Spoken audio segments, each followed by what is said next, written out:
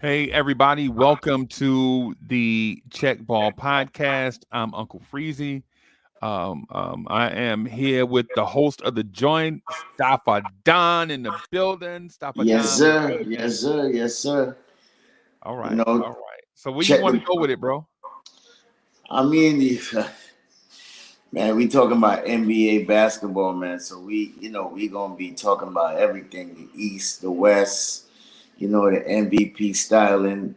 Who is not getting noticed, who should be noticed. You know, um, you know, who's gonna take it in the West. Who's the best team in the NBA. So we're gonna just talk about basketball, in a whole. You know, as we can see, Freezy, the Celtics, number one in the East. They clicking on all cylinders, man. They say they got the best starting six in the NBA. Um, Right, top top five in offense ratings, top five in defensive rating.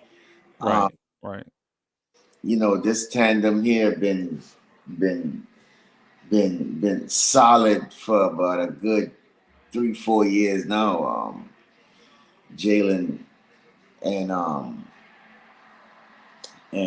what's my guy name? Tatum. Tatum, And they went ahead and traded away, good pieces. Robert, um, my guy who's playing in Memphis right now, um, Marcus Smart.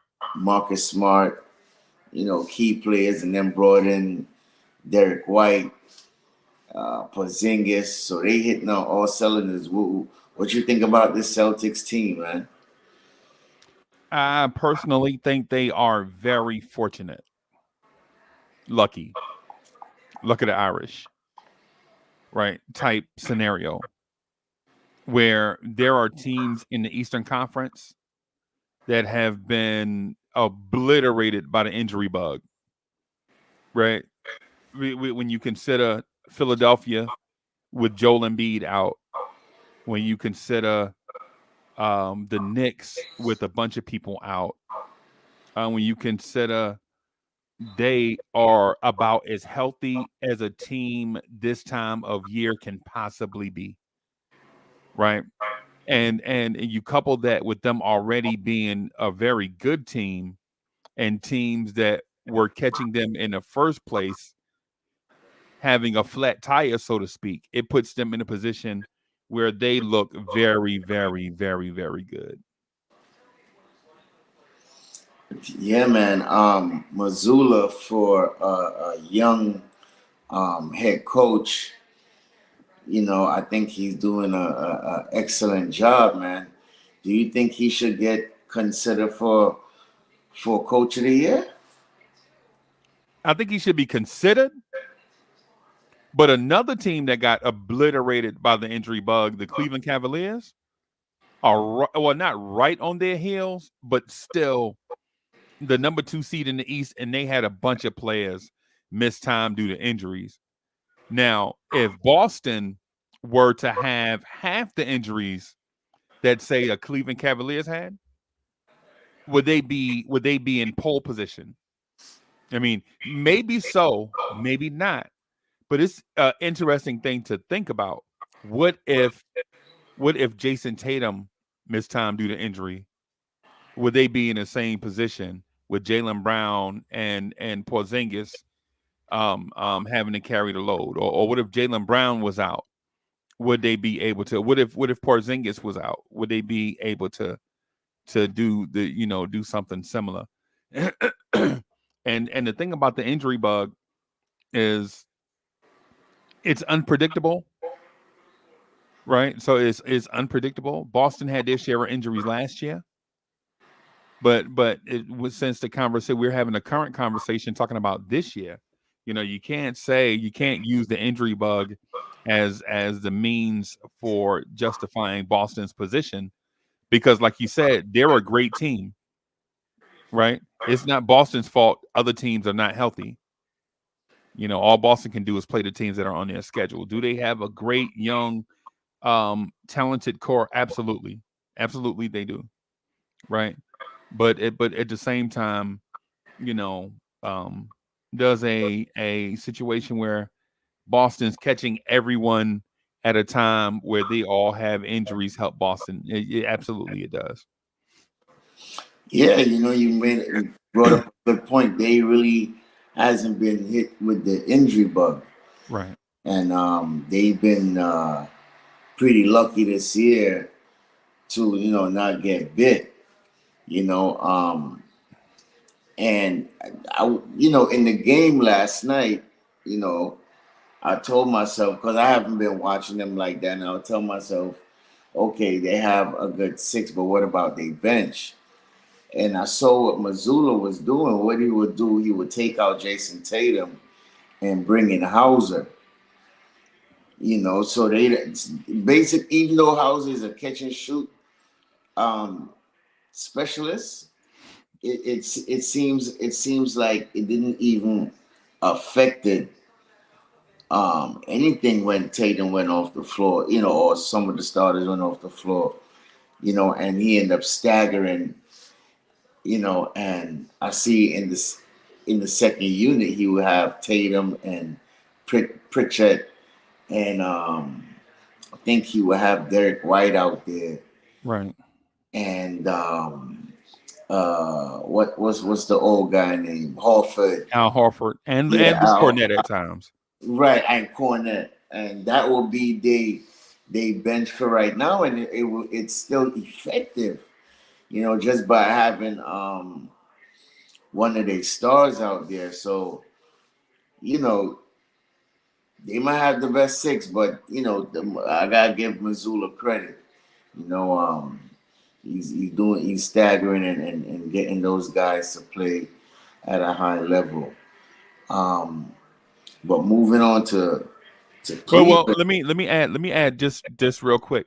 We didn't Uh, see we didn't see Xavier Tillman, the big they acquired at the trade deadline for right.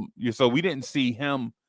And I understand that he'll be a factor for them going forward, adding to their depth. But I do think this um the strategy that you mentioned about Uh, Joe Mazzulla taking a bunch of nobodies and staggering them with dynamic NBA starters in order to get the best out of the units that are on the floor at all times. Like having quality units on the floor at all times, right. I think helps Boston in the regular season. In the postseason, I think that's going to be. I think they're going to have to account for a lack of depth when the postseason comes. Maybe not early, but teams that are deep, right? Like your Cleveland Cavaliers, your other deep teams in the East, probably a Knicks, maybe in Indiana, possibly will definitely make Boston account for the lack of quality depth in the playoffs. True, true, true. And one more question about Boston, and this has to be about Tatum. And I hear um um what's her name? The commenter, what's it? Doris Burke? Doris Burks. Yes. Oh, the words just coming out of my mouth. Yeah, Doris Burke mentioned last night that even though Boston is on top of the NBA as far as best record in the league, Tatum hasn't gotten no buzz for MVP. Do you think he's ready to be the face of the NBA and be an MVP? Do you think he fits that caliber? No. Care to elaborate a little bit, or The we reason, can move on? no. To me, MVP caliber guys are those that elevate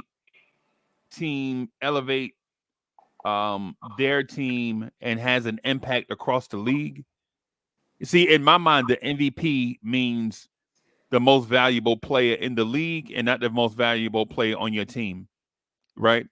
And and there are guys that are the most value. There are guys around the league that carry their team. They have talent, but you see a Tyrese Halliburton, he basically carries Indiana. Uh, You have Jalen Brunson in New York. He's basically carrying the Knicks with a lot of people out injured. Anthony Edwards can carry Minnesota offensively, but those guys, you don't consider them as linchpins around the league, as maybe the best player in the league. I don't want to elevate Jason Tatum into the the Jokic conversation because on nights Jokic looks like he's the best player by far in the NBA, and Jason Tatum looks like a scorer, and mm, there's a difference. You know what I mean? Like for instance, there are nights when Giannis doesn't have it going offensively, but he'll have 17 rebounds, 4 blocks, and be a monster defensively to go with his 20 points. And I don't know if Jason Tatum is in that category where he can be the best player in the NBA for an entire season, meaning regardless of who Boston plays, Jason Tatum is going to elevate his team to victory. I don't think he's at that place yet. okay, fair enough. Fair enough. Moving on to the team that you just mentioned just now, Cleveland. Um, they're 16th in the NBA in points per game, seventh in rebounding, 10th in assists, and they're second in opposing points. Which is at 109.2. Given with the injuries they had early in the season, and Donovan Mitchell carrying them to one of the best records in January, also too, leading into February. What do you think about this Cleveland team? I think they feel like they're ready for big time matchups in the playoffs. Right. I feel as if they're ready. Now, my belief is teams that feel that they're ready aren't necessarily ready. Right. Is For instance, I feel like the Orlando Magic also feel like they may be ready to enter the fray as a monster in the Eastern Conference. Right. But from what we saw last year with Cleveland versus what we see this year with Cleveland, I think Cleveland may be in, and they may feel as if they are in a different place, right? But in theory, they've added 2 role players to the team from last year that we felt like was soft, Right, right? They added, I think they added Niang and Max Struess. Masters, right, Right. Now, Max Struess is a really, really good role player, right? But is he enough to turn the tide of, is he enough to be impactful, to have Cleveland be impactful against Boston, against Milwaukee? Who else is in the top 3? Boston, Milwaukee, Cleveland, New York. Is the addition of a Max Struess and a George Niang enough to have a healthy Boston team, a healthy um who's in third in the East right now? Milwaukee, Milwaukee. um and the Knicks, the Sixers, the Heat, Well, the Heat the is at Pacers. eighth right now, but you never can't count them out. Yeah, right. But Right, is Max Struess enough to challenge a veteran Milwaukee team that doesn't care about winning games in the regular season? Or they care to win games, but their entire focus is get to the playoffs healthy. right, That's their goal. You right, know, right. Um, do you think with all the buzz with Donovan Mitchell, with saying that it's going to wait, he going to wait until the summer to really evaluate stuff. Do you think he's actually going to leave Cleveland? And if so, out of probably two teams, and they both in New York, which one you think most likely that he may likely be traded to? I think it depends on what Cleveland does this season, right? If think about this, if Cleveland makes the NBA Finals, why would Donovan Mitchell leave? Right?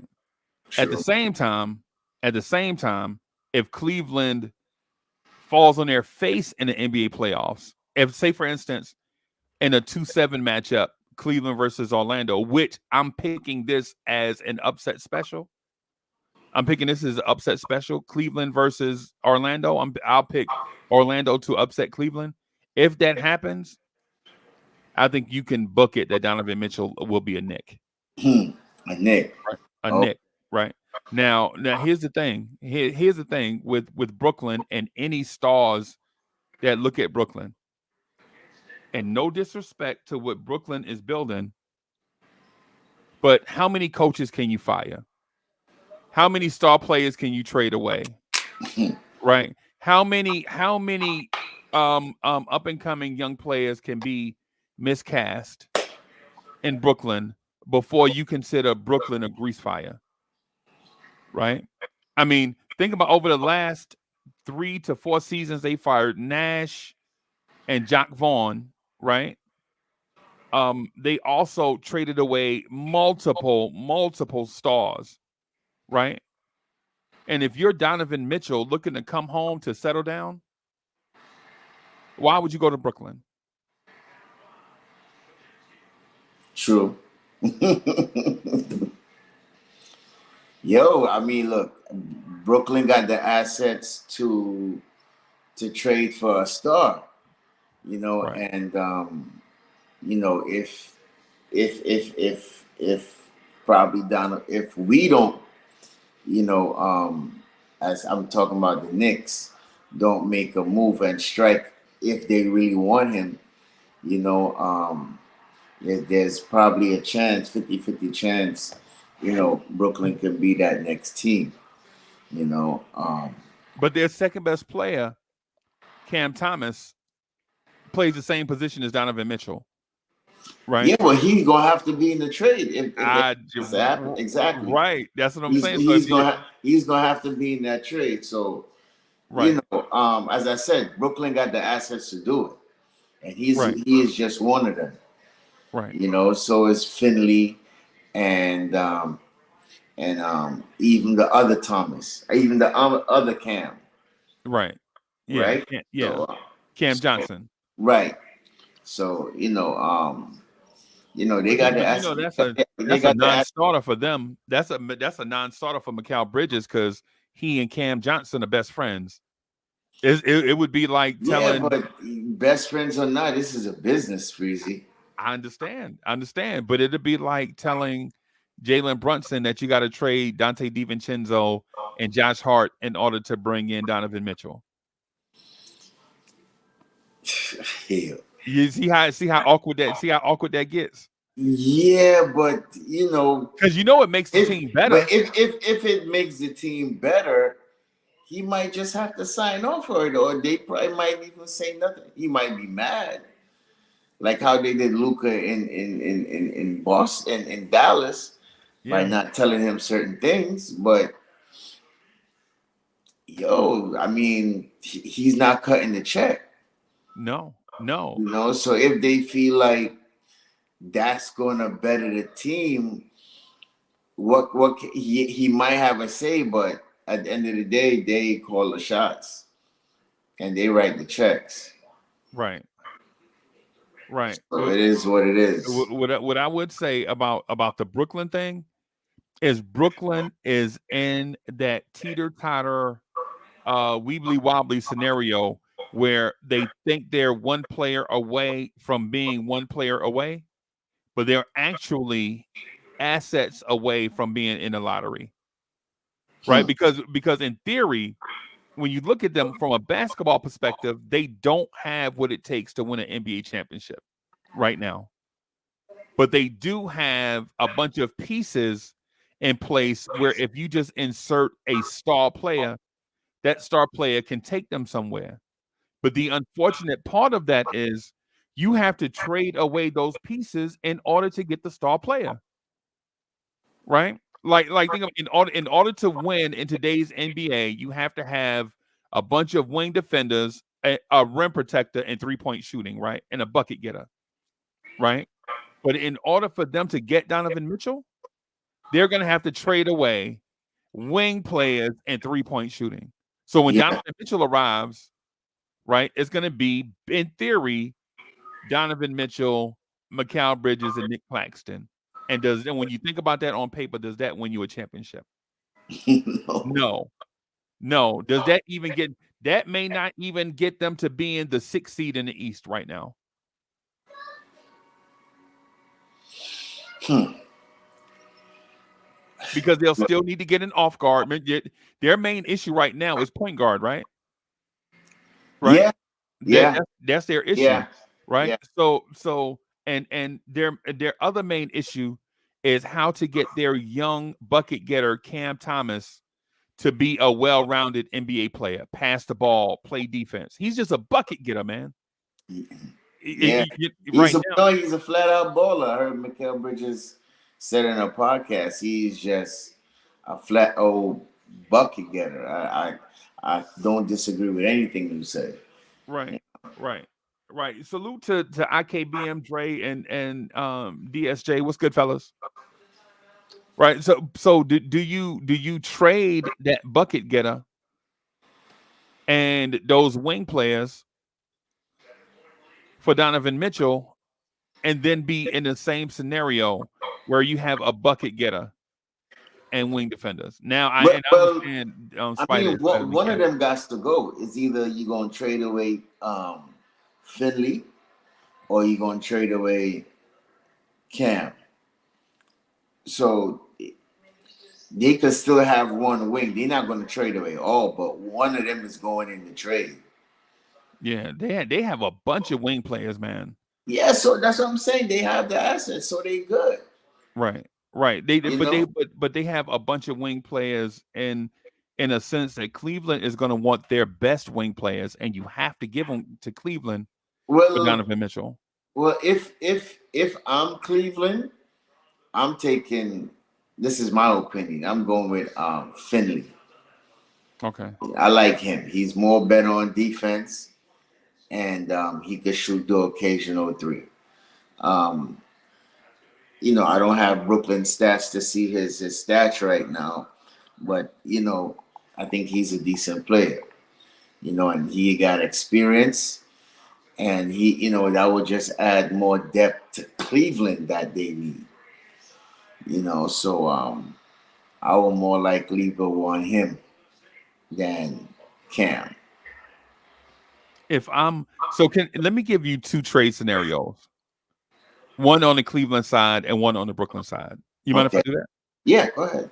So if I'm Cleveland, the trade starts with Mikal Bridges and Cam Johnson, right, for Donovan Mitchell. That's where that's those are the three principles that I built the trade around. Mikal Bridges and Cam Johnson from Brooklyn, and in order for me to consider giving you Donovan Mitchell, right? But Freezy, let me throw a rock in your shoe real quick. Mikael Bridges is that's who you're building around with. Him and Donovan. So Mikael is not in that trade. You can't put him in the trade. Right, right. But that's what you say if you're Brooklyn, right? That's what you say if you're Brooklyn. If you're Cleveland, I'm asking Staffadan, what has Mikal Bridges done in this league to make you think he is anything more than a complimentary player next to a superstar? How does Brooklyn look with Mikal Bridges being the man? Not too good right now. Right, right, right, That's why they need that superstar next to him so he could be a compliment right. to to Donovan. But that's what Brooklyn needs, right? That's not what Cleveland needs, right? Because in theory, what you're looking at with a Cleveland scenario, Cleveland is looking to do multiple things. For one, for one, they're looking to fill the hole that'll be evacuated by Donovan Mitchell. Two, they're looking to recoup assets because they traded, in theory, they traded an all-star and Laurie Markkinen and a young player and Okai Agbaji, right? For to get and Colin Sexton to get Donovan Mitchell from Utah. because they Right. had expectations in Mobley. So if they get rid of Donovan, Mobley will have to step up with the other All Star as far as Garland. Right, right. So they have an All Star on their team Yeah. to go with Mikal. I mean to go with um if you say Mikel's gonna come over, I mean no, Mikel's gonna stay. So basically, Now it's you going to gotta, be. but you didn't let me finish. You didn't let me finish my Cleveland reason though. Go ahead, go ahead, go So my ahead. Cleveland reason is you are looking to recoup the stuff that you traded to Utah, right? You traded away Laurie Markkinen, you traded away Colin Sexton, you traded away draft picks, Right, right? In order to get Donovan Mitchell, what seems now in this scenario to be a rental, right? If you're Brooklyn, you have absolutely zero leverage. You're either going to pay that price or watch the Knicks get him, right? And the thing about in a Donovan Mitchell situation where if you are thirsty for Donovan Mitchell that bad, you're gonna have to be willing to pay something. But to say that you want to keep Mikal Bridges and Cam Johnson because you want those two to go together, that's not a Cleveland problem. That's a Brooklyn problem, right? But on the net side of it, which is important, I think on the net side of it, I think it all starts with Donovan Mitchell and Ben Simmons, right? And the reason why it starts with Donovan Mitchell and Ben Simmons is that for one, you have salaries to match up off the rip, right? Right. So you have the salaries to match up right off the rip. And Ben Simmons' contract, I think it's the rest of this year.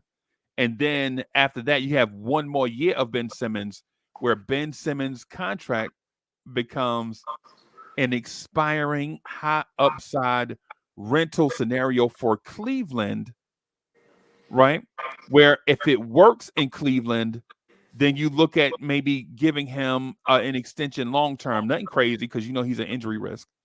But if it doesn't work out, then now you have 33, $34 million in a trade chip next season at the trade deadline to get you even more draft picks than you're going to get from Brooklyn in this trade. So if I'm Brooklyn, I'm offering Ben Simmons and a bunch of draft picks for Donovan Mitchell.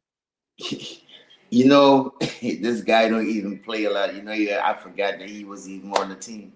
Right. Oh Right. my goodness, you know, because you are right. He is an asset, Right. and he is going to be an expiring contract. Right. That totally. It changes the conversation, right? Right. Yeah, it totally changes for real. I, But the thing he about it came back is for one game and then he can play the rest of the season again. So, you know, but what?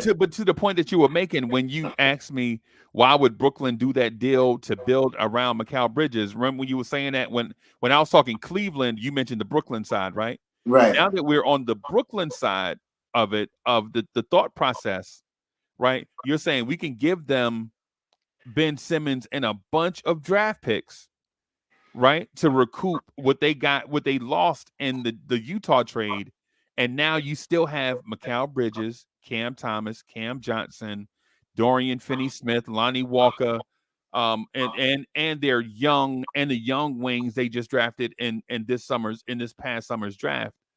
Now you keep all of those. Now your only issue is what do you do at point guard, right? Right. Now that's your only issue. Now that is an easier issue to solve than having holes everywhere and trying to fill all those holes. Now you only have one hole going into free agency or the draft or trade season or whatever. Now all you have to do is find you a veteran point guard to play next to Donovan Mitchell, Mikal Bridges, and all their talented young players. True. Do they still have that player from Australia, Patty Mills? Patty Mills is Is in Patty Mills Atlanta. still on the roster? Atlanta? No, for Brooklyn. No, Patty Mills is in Atlanta, right? Oh, he's in Atlanta. Okay, Yeah, okay, yeah. okay, okay, So okay. you see how that scenario kind of goes either way. Like if you're Cleveland, you want to recoup Donovan Mitchell and what you lost in the Donovan Mitchell trade, right? But if you're Brooklyn, you want to pay future assets, right? So that you can put a superstar that's the same age as the guys that you already have. Kind of like in that Jalen Brunson scenario where you bring in a young veteran to go with the young guys that you already have.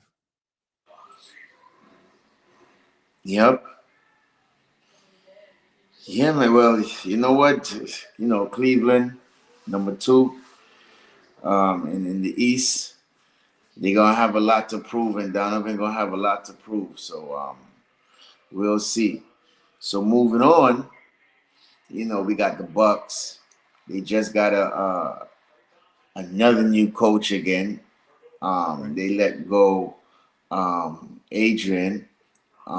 Dame came over in the trade. Well, yeah, in a trade, they let go Drew Holiday. Um, right now, they're second in points per game, 12th in rebound, 13 in assists, but a dreadful 23rd in opposing points, per game. So far, since the break, they in February they have been 5-5. I think they've been I think 3-7 while Doc Rivers has been there. Um, Doc Rivers has been said to be a choke in the playoffs. Do you think Milwaukee made a mistake by hiring Doc Rivers, Freezy? I think Milwaukee listened to veteran players, and now they're on their third coach in a calendar year. Right. You remember they lost in the playoffs and then fired Bud. Right, Right. Then they hired Adrian Griffin as the guy, and he wasn't ready. Right. right. And then they fired him and brought in Doc. And so in less than a calendar year, you have three voices, right?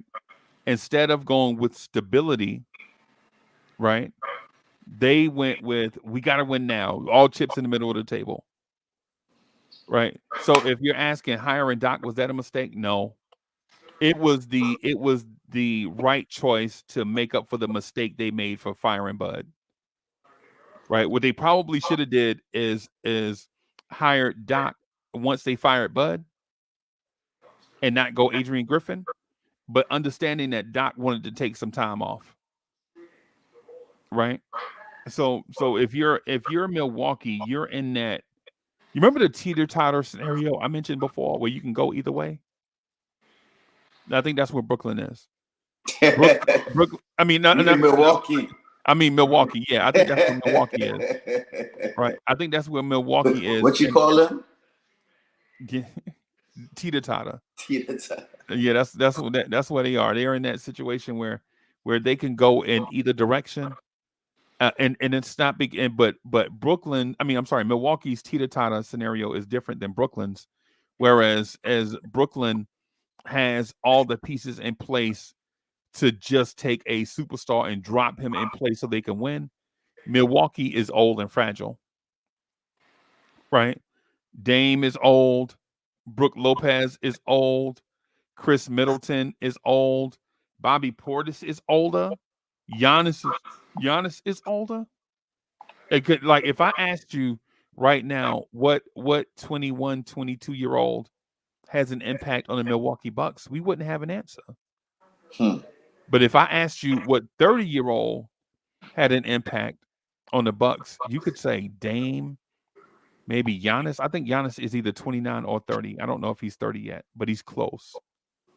Chris Middleton, Brooke Lopez, they've all seen brighter days, right? And what happened is, ironically, as a Knicks fan, I saw, or we all saw, the chink in Milwaukee's armor.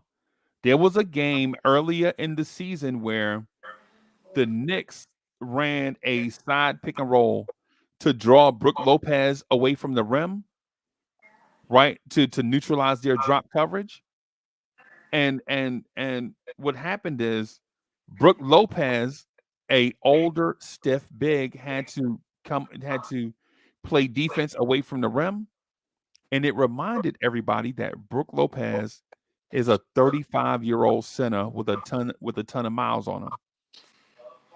And so when you ask him to, because think about it, Brooke Lopez at the beginning of his career was not a defender. He was terrible. Right. He was terrible. He was a jump shooting, low rebounding, what Porzingis is right now, Right. right? And then as he got older, what happened is coaches put him in drop coverage where he only had to cover in a certain area, right?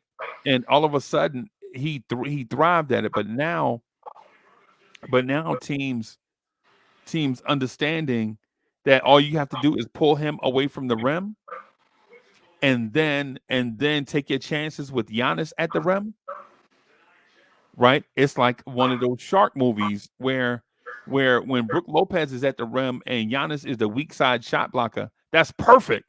Right. But with Giannis at the rim drawing fouls, now you're taking Giannis away defensively and offensively. Now Giannis can't swat everything in sight at the rim because the risk of getting fouls called on him. Right? Now your best player is being neutralized on offense because he could be a camper on defense, but now on offense, he's not that guy. Hmm. Right? So if while I'm thinking about Milwaukee, if Jalen Brunson, think about all the great point guards in the Eastern Conference, right? If Jalen Brunson can do it, right? Drew Holiday can do it, right? Donovan Mitchell, who's not a point guard, but he's a playmaking guard, he can do it, right? Tyrese Maxey can do it, right? Any of the Tyrese Halliburton can do it. Trey Young can do it. Kobe White can do it, right? To neutral. That's why their defense is 23rd, because now you have to sag off and give Brooke Lopez help on defense so Giannis can stay out of foul trouble. But you know what that does though, right? It opens up three-pointers on the perimeter now. Because it's science. Human beings can't be in two places at one time. Hmm. True. True. True. And you know, with the whole defense, do you think Dame could probably go up against these elite point guards in the East? Because he's gonna have to go through Drew Holiday. He's gonna have to go through Bronson. He's gonna have to go through Garland. Um, do and those are all the four top point guards in the East right now. As far as standings, Right. do you think he has the defense to stop those guys, or they gonna actually hide him and put somebody else to defend those guys? Um, because you see that he's not a good defender. So do you think that might be, I know it's a loaded question, but do you think that could be an Achilles heel going into the playoffs for Milwaukee? of course, because Dame's not a defender. First of all, let's establish that, right? Damian Lillard's not a defender. So if you're asking, could his defense or could his offense outweigh the offense of Donovan Mitchell? It's a tricky question, bro. Can his offense outweigh the offense of Kobe White, of Trey Young, of Tyrese Halliburton, of Tyrese Maxey, of um, Jalen Brunson? Yeah, it's tricky. It's tricky in a sense. Like, does what he bring outweigh what everybody else brings? And I'm gonna say no. Even though Dame is great and we love Dame, right? Dame is great and we love Dame, but is his offense enough to help the Bucks win a championship? I mean, you're seeing it play out in real time. I think we all say no, right? I think Milwaukee is poorly built, but when you have a Giannis type player on your squad, a Giannis can make up for the flaws of everyone.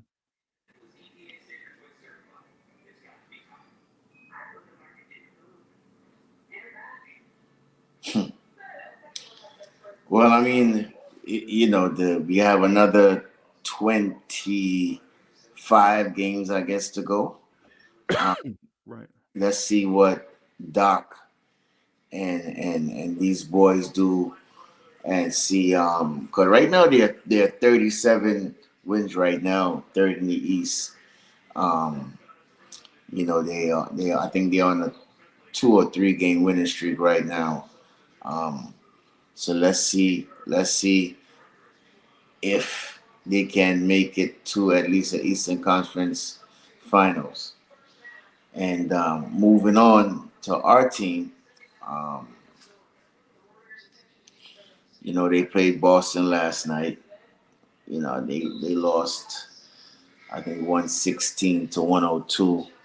Um, Leon Rose in the off season signed Dante. Um, During December, he went out and he traded R.J. Barrett quickly December for 31st, a date of the living infamy. right. They traded, not transferred. He traded Or for December 30th, OG like one of those days. OG Anunoby um, in January. Well, I should say when we got him, we went I think at least 9-2, Yeah. and then in 14 and January, 2. Yeah. yeah, in January we went 14-2, Yeah. and then it was a plethora of unfortunate injuries.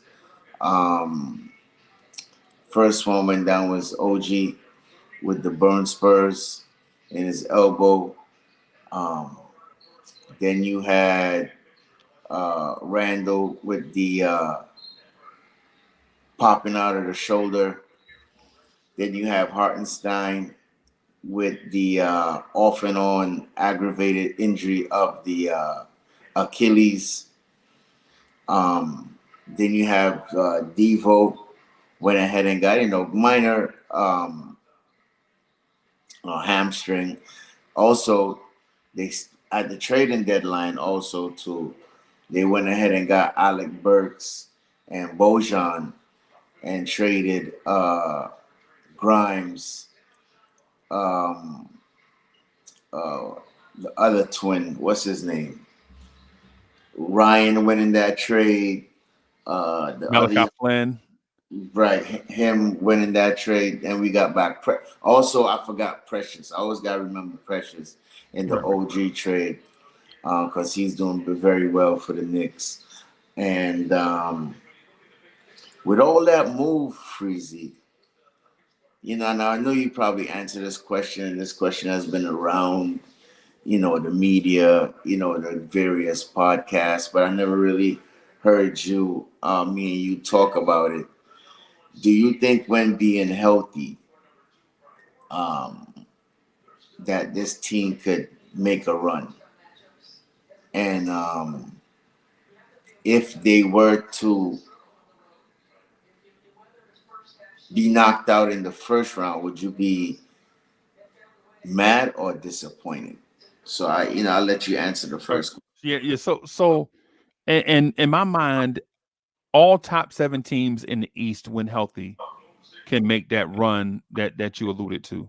All of them, Okay. right? All of them. You're talking about Miami, Orlando, Indiana, Indiana, the Knicks. You know, Philly. Philly. Everybody, if they're healthy, they can go on that magic carpet ride that you mentioned, right? Now, and in terms of as a Knicks fan, would I be disappointed if the Knicks didn't win the Eastern Conference, win the NBA title, or at least go to the Eastern Conference Finals? Of course, I'm a Knicks fan. Of course, it doesn't matter what the makeup is of the team. I'm going to be disappointed because of the drought that we've been on. It would be another year of the struggle, right? Now, and how that equates to what this roster looks like.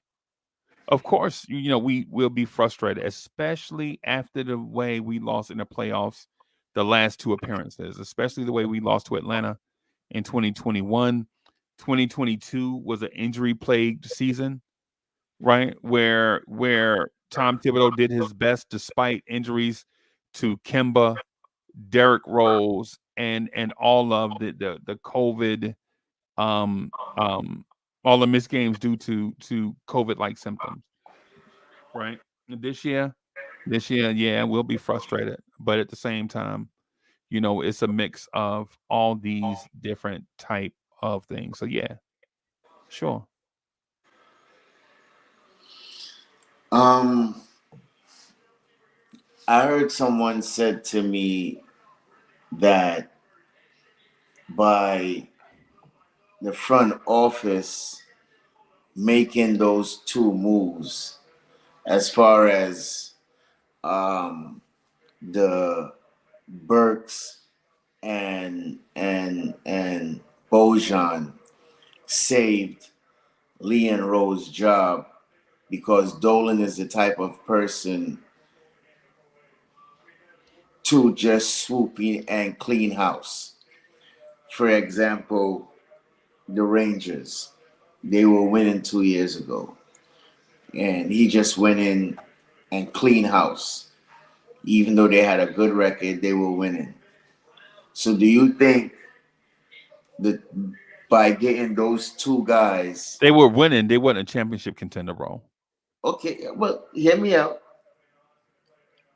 Even though we're winning like how we are winning right now, right? Do you still think do you think that those two moves kind do you think what the person was saying, it gave Leon Rose more time and buy more time for him to keep his job? So do you agree with that statement? Yeah, I'm not gonna agree with because Knicks fans are emotional and Knicks fans say a lot of stuff.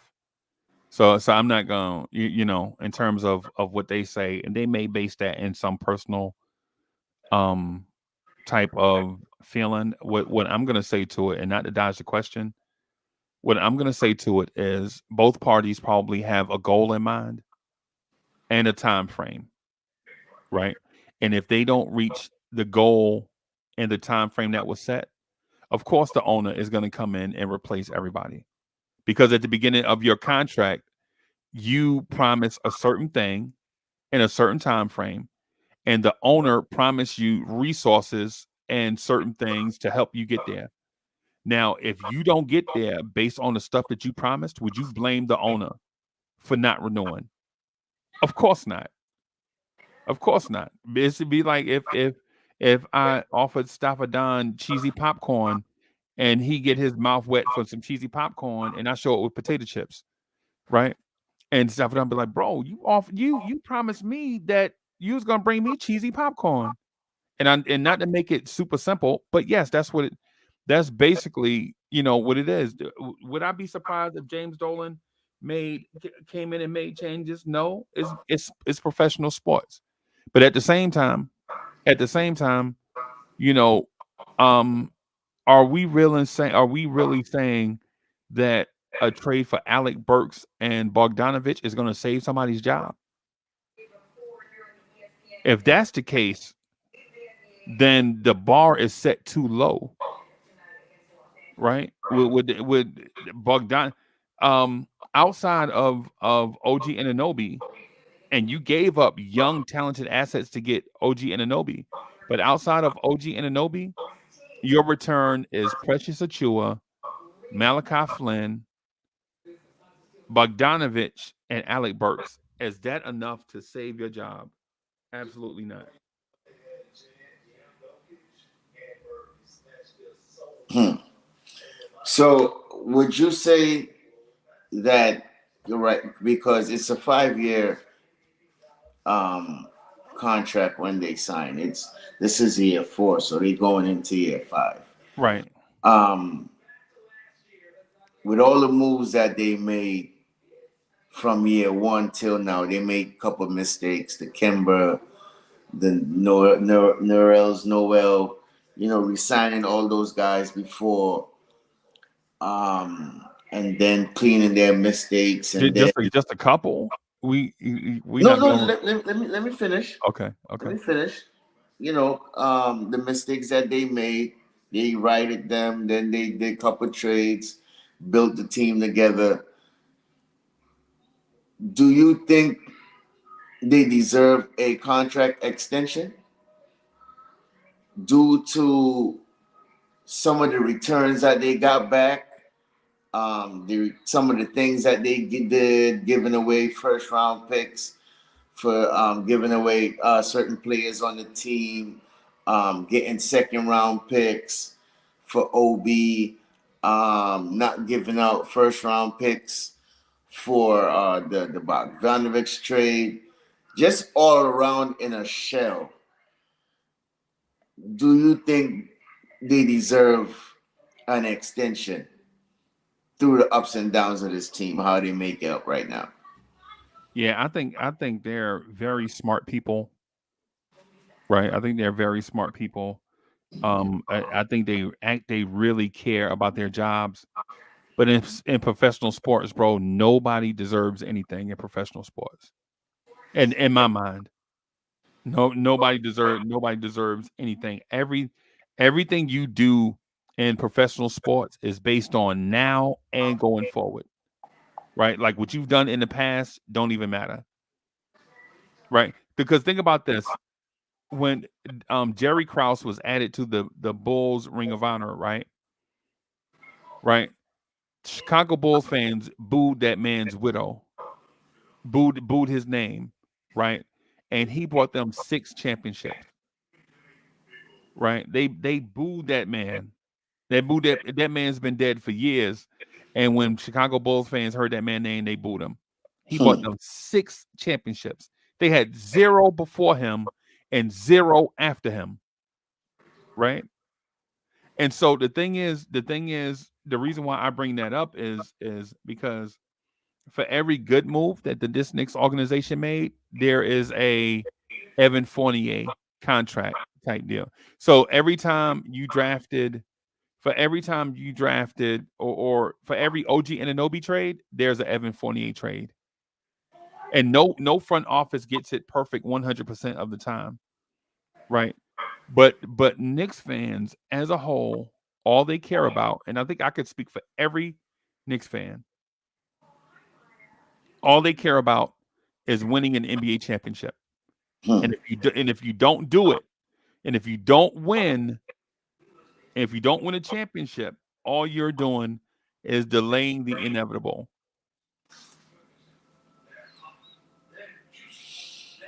True. So if they win a championship this year, if they win a championship this year, right? Then okay, let's start talking about the extension. If they make the NBA finals this year, okay, let's start talking about the extension, right? But but if you're a first round, second round exit, I don't care about injuries. I don't care about who was better. I don't care about any of that stuff. We were promised that we would be a championship contender. And if you don't either, because if you make the NBA finals, you're still the Eastern Conference champion, right? And it means nothing. But you do get to raise a banner. You get to raise a banner, right? But if you're Knicks fans, do you offer them a 3-year contract extension and keep going this route with the hopes of winning a championship eventually? I would say no. I would say go into next year without a contract extension, and what we'll do is if we don't win a championship at the end of that fifth season, then we can still sit back at the table and negotiate a new contract. Mm, Right? You don't have to extend. You can let it play out, bring all parties to the table, and then offer a new contract. And if they want to stay, they'll stay. If they want to leave, they'll leave. But trust me, there are plenty of people that would love to be in Leon Rose's seat if he doesn't want to not go through the no extension process. okay. All right. So I just want to welcome everybody in the chat. This is the Check Ball Podcast with your boy Staffadan. And you already know the Chief Rocker, Uncle Freezy. In the You know what I mean? building. Bringing y'all some good basketball content tonight. Freezy, why don't you go ahead and big up who's in the chat right now? Yeah, DSJ, I see you. I think Dre is in the chat too, man. I see y'all. What's good, y'all? Salute to everybody watching this on replay also. So So, everybody watching this on replay on on gang. YouTube after the fact, salute. Hit that like button, comment, subscribe to the channel. Yes, sir. Yes, sir. So I'm gonna go ahead. That was the top four in the East. We're gonna jump over to the top four in the West. Um, young team, Minnesota, 40-17. Currently on a 1-game winning streak. Um, they got the young boy over there, Anthony Edwards. Trying to make a mark. Um, in on the NBA. I see they just also went ahead and signed um, my guy Mike Conley to a 2-year contract. Um, they got a very good all-around team with Jaden Daniels. They got Nazir Reed, Kyle Anderson. Um, right now they're sitting on top of the West. So Freezy, can this team win a championship? Can they battle, let's for say instance, Boston in a 7-game series? Absolutely.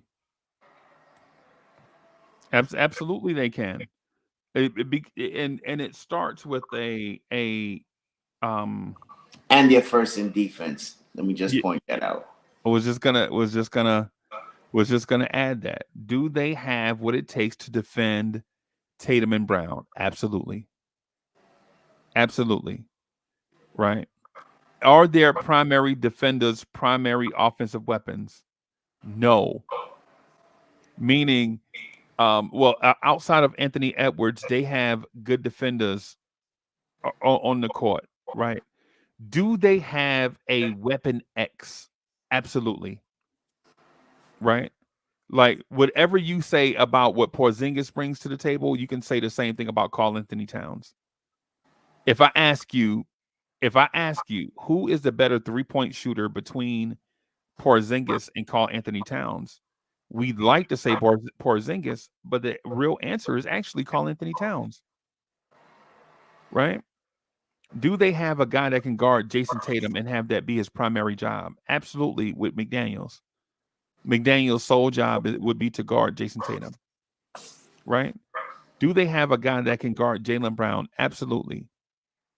And Anthony Edwards, right? And Anthony Edwards, you're looking at and Anthony Edwards, you're looking at the better version of Jalen Brown. Well, however you feel about Jalen Brown, Anthony Edwards is the super powered up version of Jalen Brown, right? And so And so in a matchup, the one thing about Minnesota is not having their eyes on Boston. Can they knock off the defending NBA champs? That would be a question for Minnesota, because if they can get to Boston, I think they win it.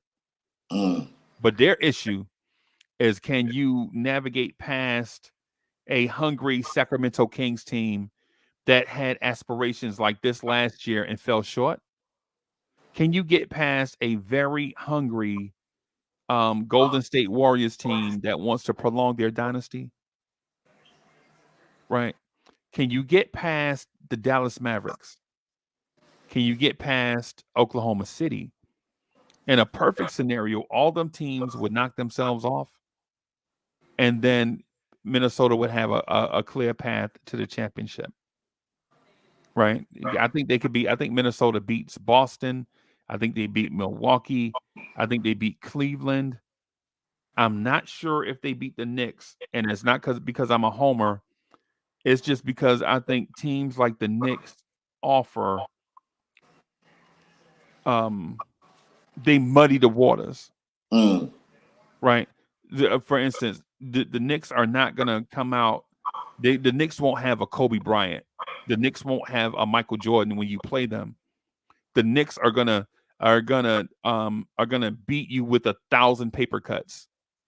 You know, Dante DiVincenzo getting hot, OG Anunoby getting hot, Julius Randle getting hot, Jalen Brunson getting hot, Alec Burks, fourth quarter Burks, Bogdanovich getting hot. So they won't have a Tatum, a Brown, a Spider, a Giannis, an Embiid. They won't have that guy. They won't have alpha number one.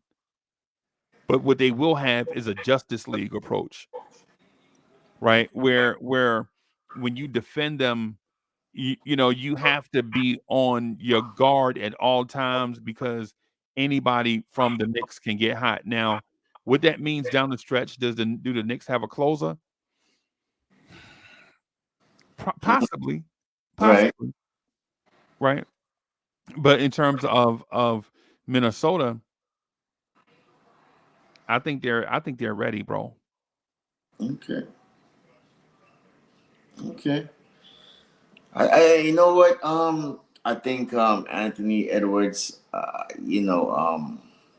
think he's elevating as a very number one player, a contender. Um, he's showing his worth. You know, I have. It's funny because I've heard people comparing him to Michael Jordan now, which I think is absolutely absurd. He even hasn't done anything to even compare to Michael Jordan, but that's just people opinion. One more thing about Minnesota before we move on. Carl Anthony Towns. His contract is very stupid. Um, if Minnesota do not win a championship this year, do you see Minnesota moving on from Carl Anthony Towns? No, Okay. no. To do what? Go back to the lottery? I mean, I'm not go back to the lottery. Of course, I don't think they're gonna go back to the lottery. But do you think they're gonna trade him and get and build around Anthony Edwards and Colony Mike and or add another high end role player, No, to absorb back assets? no, Okay. no. Milwaukee. I'm sorry, not Milwaukee, but Minnesota is in a unique situation where their improvements come from within, right? Their improvements come from Anthony Edwards getting better, come from McDaniels getting better, come from Nas Reed getting better, right? You don't want to trade Carl Anthony Towns for requisite parts and knowing that you're going to get pennies on the dollar. This is the best that the Minnesota Timberwolves have been since ever. Garnett. Ever. This is the best the Minnesota Timberwolves have ever been. Even when they had KG and Spreewell and Sam Cassell, they were not this good, right? So in a situation where it all comes down to the money, are you going to trade Carl Anthony Towns because you're going to spend the same amount of money, right? Do you trade Carl Anthony Towns for parts and still be in? Would you say their record was like 44-17 or something? Minnesota. Yeah, Minnesota right now is 40-17. 40 and 40-17, bro. This is the best Minnesota has ever been, right? This team legit, and I know it's going to sound crazy, but this team might win 60 games, bro. They if they go what 20-5 down the stretch, they can win 60 games. And are we gonna say no 60 games or say they win 57 games? Say down the stretch they go 17-8 or 18-7, which I can't see them losing like that. But say they win 57 games, right? Are we gonna say, man, blow it up? Yeah, blow it up, man. That wasn't good enough, man. I mean, yeah, I mean, in theory, what I would say is um nah, you're not gonna trade Cat. Chris Finch, candidate for Coach of the Year.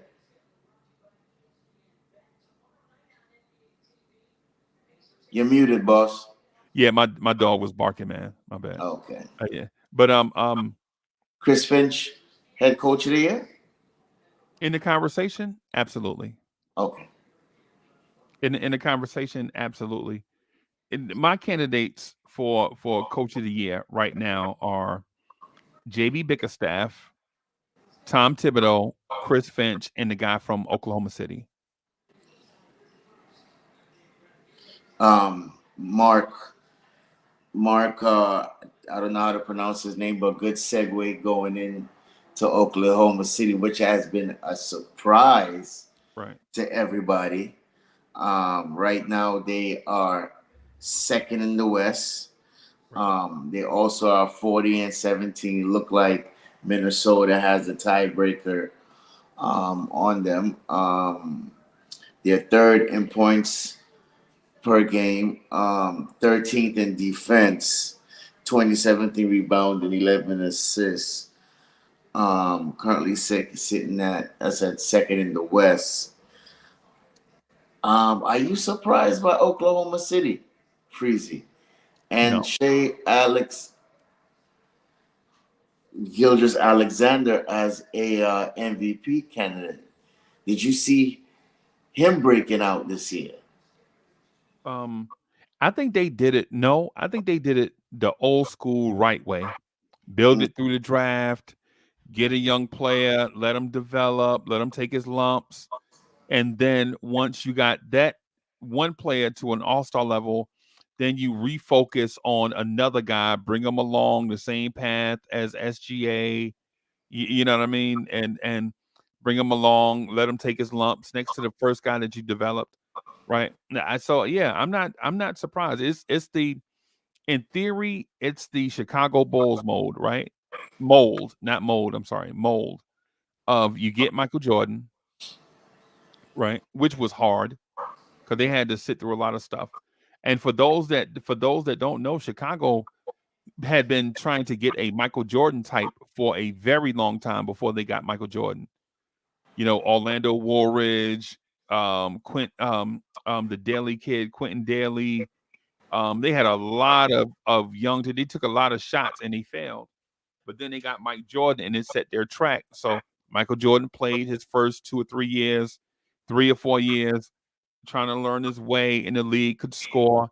Then you bring in a Scottie Pippen and Horace Grant, and then develop them along Michael Jordan, and then you start adding requisite pieces to go along with. That's to me, that's the path that OKC chose to take. And so am I surprised? No, because I've seen this movie before. right? I've seen this movie before where you bring in a guy. I think the new way to do it is bring in a bunch of young guys at the same time and have them develop together. But we've seen that fail a lot, and there are the success rate is not high. Let me just put it that way. So so with Oklahoma City, they have just about what you need to win an NBA title, except experience, right? They just don't have the experience. Now, can a young coach and a young team overcome the experience needed to win in the playoffs? I mean, there's a miracle performed every day, but I'm not confident in it because usually you have a veteran coach that helps a young team get over come up with a miracle, or you have a very veteran team and a young coach, i.e., Boston, right, that helps you get over the hump and get you to a great place. But having a young coach and young players at the same time is, to me, in my opinion, is too much to overcome this season. Next season, certainly. Hmm. Well, I am totally surprised about OKC, especially the young man who they call Chen. Uh, if I did I pronounce his name right, Chen Holmgren? Chet, Yeah, he is doing remarkable things right now. Right now, a stat just you know came he's up. from Trinidad, right?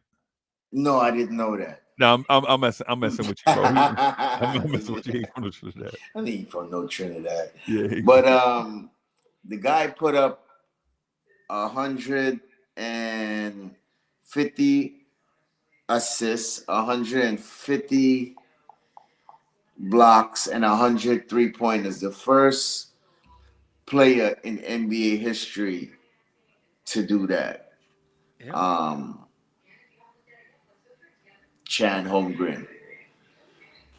Does that leap him over to be Excuse me. the rookie of the year over Wemby? Just by that impressive stat right there. No, Do he have a chance? no, he ain't got no chance, bro. Has he even impressed you? Yeah, he's been impressive, but remember, he's a second year rookie, right? So he went through. Even though he's a rookie, this is his rookie year. He was in the Oklahoma City facilities. Remember, at the beginning of the last year, he had a season-ending injury before the season started, right? So does that impress me more than Victor Wembanyama coming in frail to a terrible franchise, putting up elite numbers? No, I got to give it to Wemby. Wemby is dominant from day one. To me, Victor Wembanyama's path right now is Shaquille O'Neal like path, even though they'll do it in different ways. Wimbiana is probably the best number one overall pick since LeBron. Mm. Wow, you giving him that high praise like that? Yep, Okay. yep. Look at Okay. name four other San Antonio Spurs off the top of your head. It's David difficult, right? Robinson. David Robinson. No, I'm talking about Uh, current Spurs. Current Spurs. Yeah. Keelan Johnson. Was that young boy was See, supposed to draft? see what I mean? Yeah, yeah. See, and so he's doing So that. Chan. So Chan. Terrible. Yeah. What's his name? Osman. And you got me. I can't remember You see what I anymore. mean? But when I ask you to name two other Oklahoma City Thunder players, you can name two right off the rip, right? Yeah, Jalen Williams. Two of them. Jalen Williams, SGA, Yeah, Josh SGA, Giddey, Josh Giddey. right? And so the reason why I asked that, the reason for that pop quiz, is because Victor Wembanyama has a weaker supporting cast than Chet Holmgren. which allows Chet Holmgren to do more stuff. Right. So that's the reason why I say it's not even close when it comes to Vic and Chet, even though I think Chet Holmgren is going to be top 10 NBA player once he reaches his prime. Can they make it to Western Conference Finals? Yes, Is Shea Gildress Alexandra MVP consideration? definitely. Okay. All right. I like it. I like it. I like it. Um, we go on to the third team. I am the system. Yeah. Yeah. I am the system. They were 0-5 Freezies to start off when they traded for Harden. Since then, they've been 11-5 Right. with him. They're on a roll.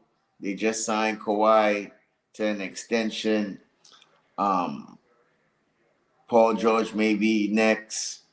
They soon move into another arena. Is is is is it the Clippers here to win the championship with all these great players that they have? Freezy, can they win it all this year? Oh man, are you asking me will they have the ability to stay healthy when it counts? Is that question number 1? If you want to phrase it like that, you could say it like that. Yeah.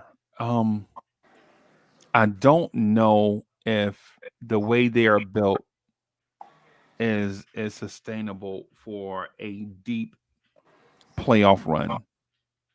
But you never know what happens in the playoffs. It depends on who you're matched up against. What does your path look like? Right.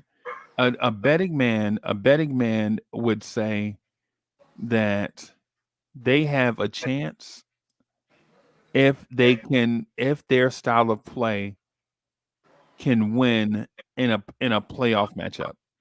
Their style of play can win every night against different teams, but can that style of play win when you're locked into a 7-game series? That's where my question is, right? Right. And that's what my question is about Oklahoma City. And the irony to it is, I think Minnesota's um, style of play absolutely thrives if you lock them in a 7-game series, right? But the Clippers, I don't know. I can't see it now. Now, am I saying that I'm absolutely 100% right? I'm no. What I'm saying is I can't imagine that style of play winning in a 7-game series 4 times, right? I just can't see that style of play winning 4 out of 7 4 straight times with that style of play. I just can't see it. Mm. Maybe somebody can enlighten me on that. I just can't see it. Even though they're top 10 in offense and defense. Yeah, I just how did they get there in terms of defense though? You know what I mean? Like what style of defense gets them there? Like for instance, if you ask me about um about the Boston defense. Boston's defense is single man coverage, single man defense helping at the rim, right? And they'll blitz the pick and roll against one dominant player, right?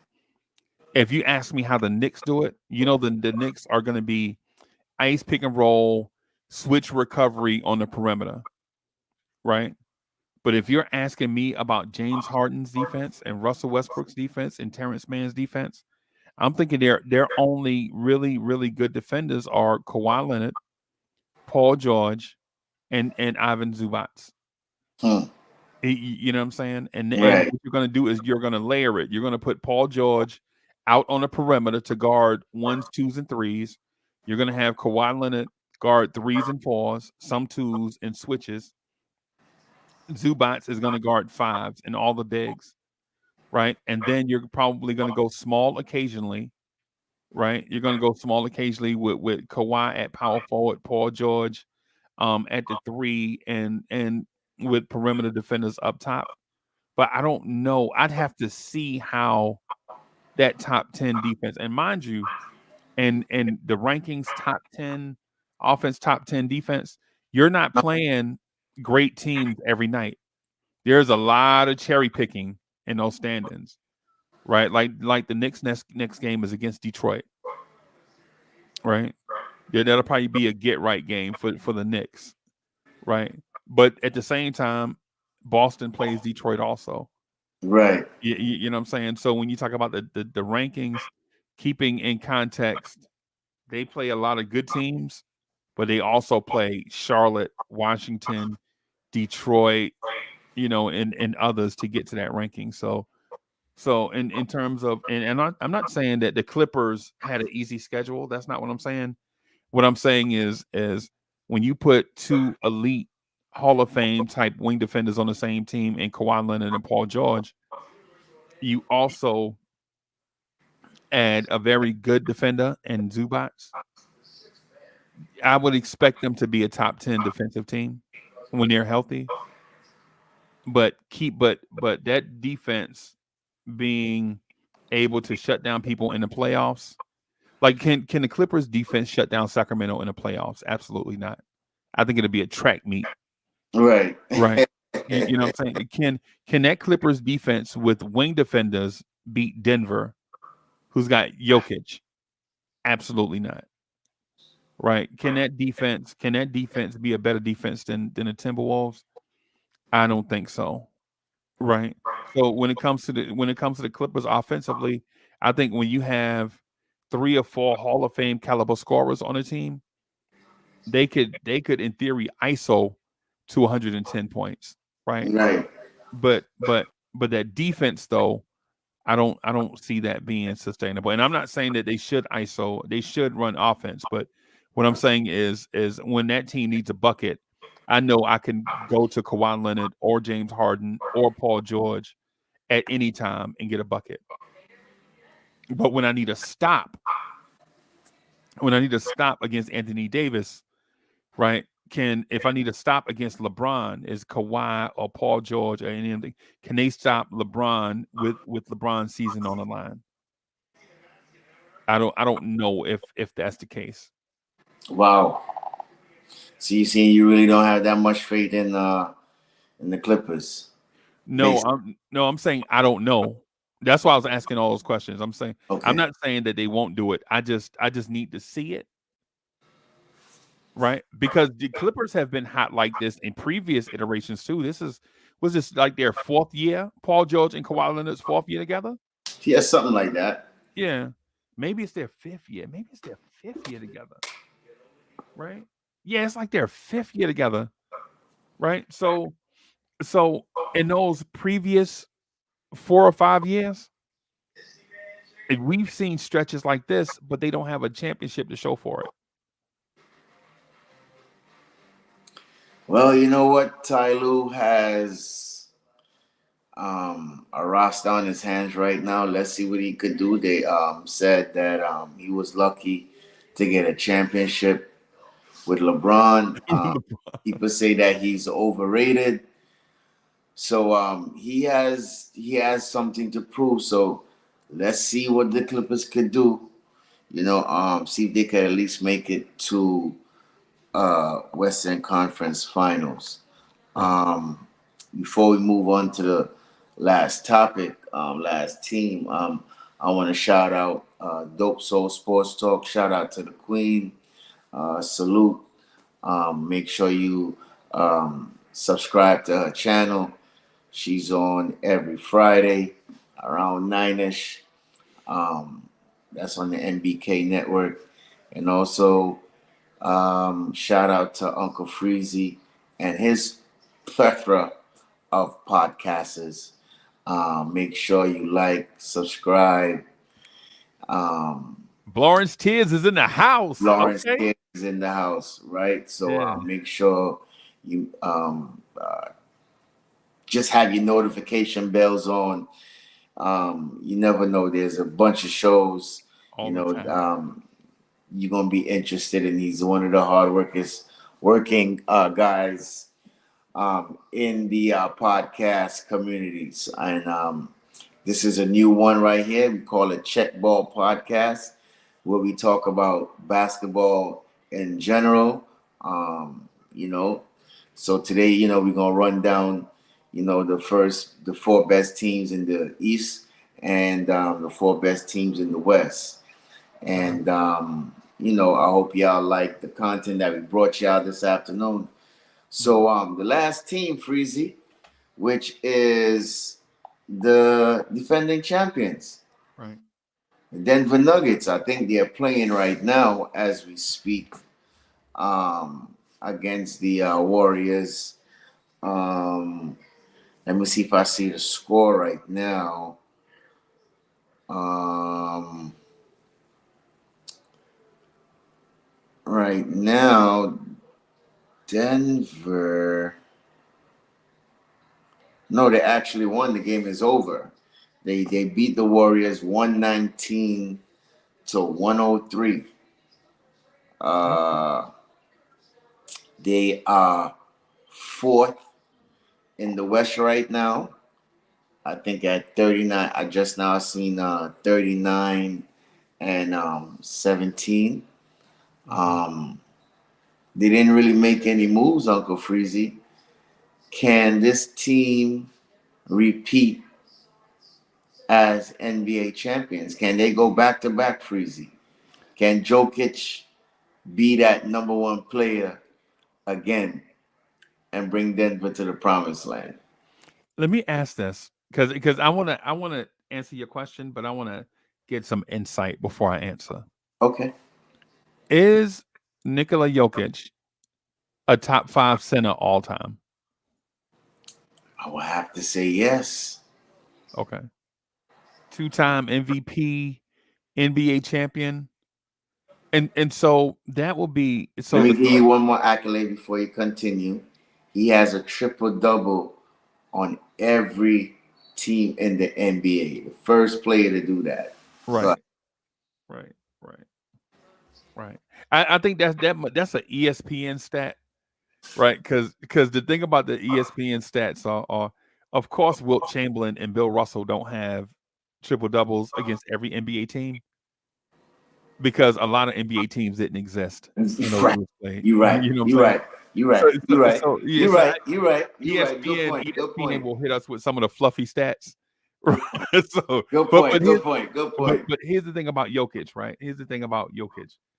Um, I think Jokic is the type of player that is so good for so long, or has been so good for so long. I think we take him for granted, right? So he didn't have a meteoric rise and all of a sudden, he's in that SGA conversation. Like, oh my goodness, this young player grinded his way to the top. Nah, Jokic was good from day one. And the more chances he got, the more he showed that he is that guy. There were years before he won the MVP that he probably should have won MVP. And one could even say last year's MVP, Joel Embiid, was the sympathetic MVP winner, right? When it comes to Jokic, I think people get fatigued because he doesn't have a 44-inch vertical. He's not going to shoot 45% from 3, right? He's not Dr. Duncanstein, right? But what he does do is all the basic NBA plays at the highest level, right? That's what he does. He does all the basic MVPs at the highest level.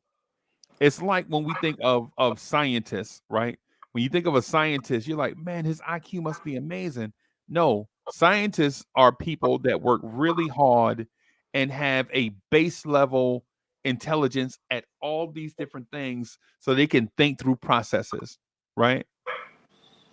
Like Einstein didn't have the highest IQ. Einstein was smart, but he wasn't the smartest, right? There were guys that had a higher IQ than Einstein during his era, right? And so basically what I mean by that is you can put Jokic in that Magic Johnson, Larry Bird conversation of people with who may have limited physical tools but have skills at the highest level and are able to think the game at the highest level to the point where they can manipulate what other teams do, right? They can manipulate athletes, right? And so Jokic has been able to do that from day one, right? Like Jokic is rebounding. Jokic doesn't have a 50-inch vertical, right? He's not gonna. But what Jokic does is he knows when you're gonna shoot, and he knows how to position his body to get rebounds, right? So he's like, yeah, I'm gonna grab. I'm gonna, in 4 quarters, and I know this is gonna sound crazy, right?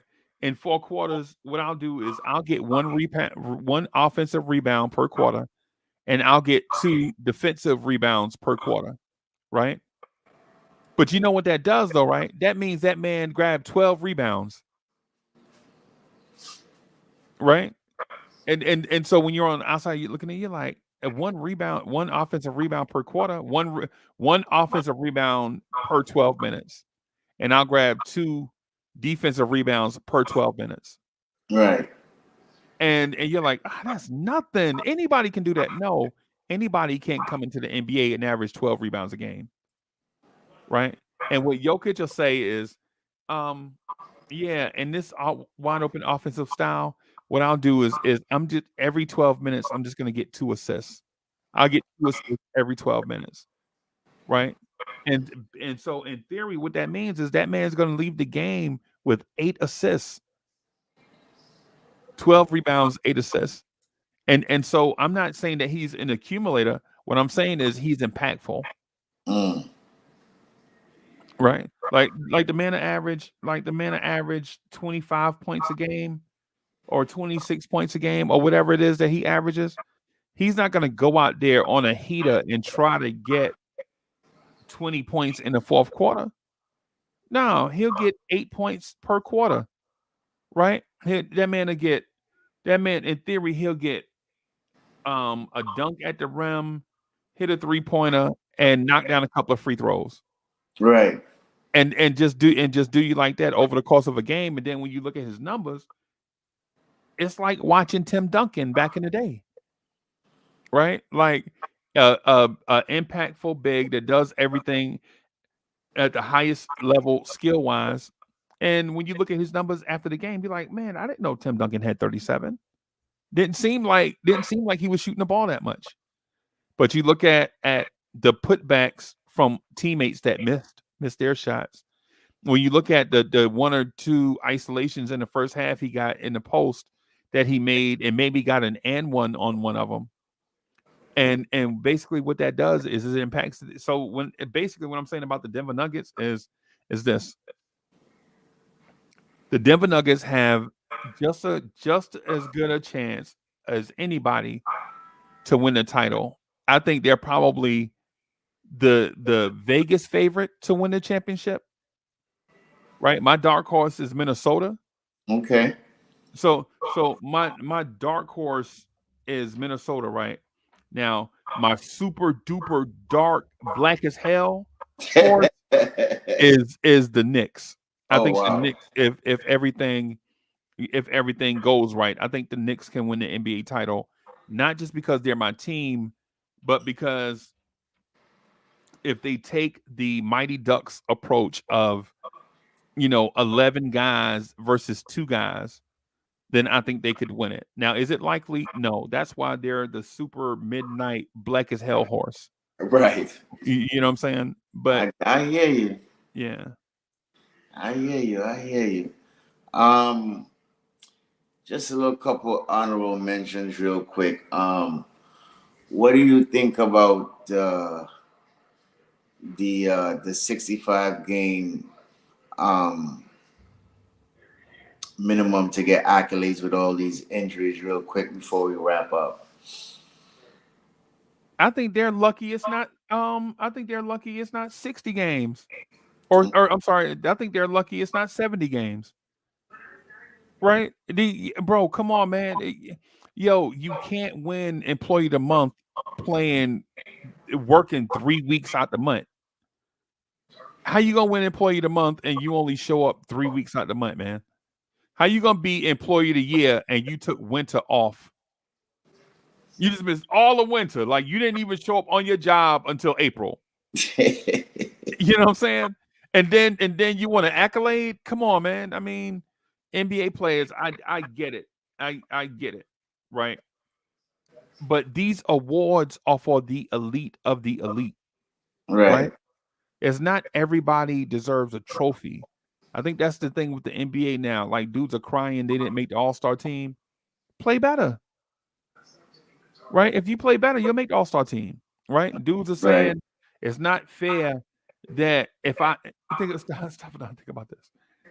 These dudes are saying, man, but if I miss, you saying if I miss 18 games out of 82, then I won't be able to win? No, 18 games? Are you crazy? Bro, these dudes are crying about potentially missing 18 games out of a schedule, right? Because if you miss 17 games, you're still eligible, right? right. So they're like, yo, are you telling me if I miss 18 games due to injury, then I won't be able to be the MVP? That's exactly what we're telling you. Right? How many people stuff it out, how many people we work with, right, miss a ton of days, right? Just think about your job, right? And your boss is gonna come to you and say, yeah, Big Chris is the employee of the year, even though he took the entire summer off. He was out How? May, June, and July. How? How, bro? It makes How? it makes no sense, right? It makes no sense. And these guys, they miss a ton of games, right? But think about this: they play a season, right? They play a season from the end of October, and if they're lucky, from the end of October to the potentially the end of June, if they're lucky, right? They have July, August, September, and most of October off, right? So you play hardcore basketball for 8 months and you have 4 months off, and then you want time off during the season too. I'm not saying that guys can't get hurt or don't need rest. Of course, Right, right, right, right, of right, course. That's why right, we have right. PTO and sick days or whatever, right? It's the reason why, right? We have PTO and sick days. But my thing is this: just because you have PTO and sick days, right, doesn't mean that you're not a valuable person or player. In this scenario, we're just talking about the most elite of the elite, Right, right? That's just what it is. The thing is it makes no sense when you're talking about um you can take 1/4 of your schedule off. Like stuff done. Think about this. It's February, right? mhm. Imagine going to your boss and saying, "Hey, I'm taking March, April, and May off, and you're gonna pay me for it. Wow. And you're gonna pay me for it, right?" I got a lot of vacation time and sick time. Yeah, yeah. You're gonna take March, April, and May off, but then in January of next year, you're gonna want your boss to say you're employee of the year. Oh wow. What other job is where that's even a consideration? Oh, that's not even my consideration. All right, NBA players. I think NBA players have to relax.